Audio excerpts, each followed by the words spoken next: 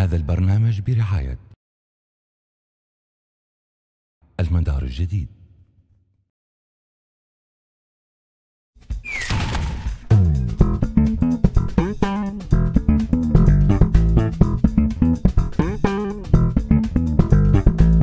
السلام عليكم. اليوم حلقة جديدة ونصائح جدد، وإن شاء الله يا رب تكون مفيدة لكم في هالشهر الكريم. في هالبعادات غير صحية نديروا فيها في وقت الإفطار في رمضان، ويرجع هذا لعدم درايتنا بالأسلوب الغذائي الصحيح ولعدم التوعية الصحية الجيدة، وجهلنا بنظام الواجب اتباعه لتأدية الغرض الصحي والشرعي من الصيام. فاليوم حنقول لكم على بعض العادات الغير صحيحة بالنسبة للإفطار في شهر رمضان. رقم 1: التمر.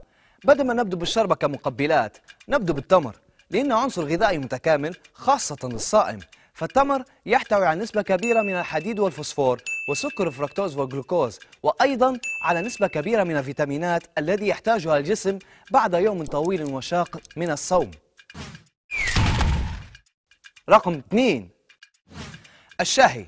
من أكثر عادات الغلط اللي نديروا فيها إنه نشرب الشاهي بعد الماكلة مباشرة، حيث أظهرت الدراسات أن الشاهي فيه مجموعة من الأحماض التي تفتت البروتينات الموجودة بالأكل، لكن نقدر نشربوه بعد ساعتين على الأقل من الأكل.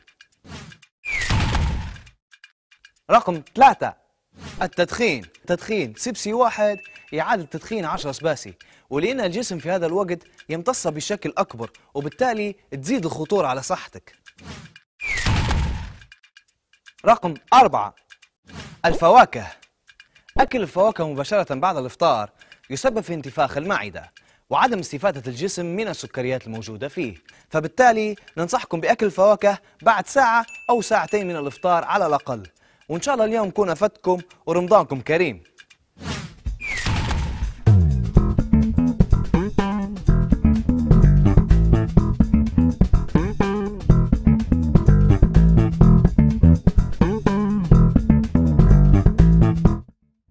هذا البرنامج برعاية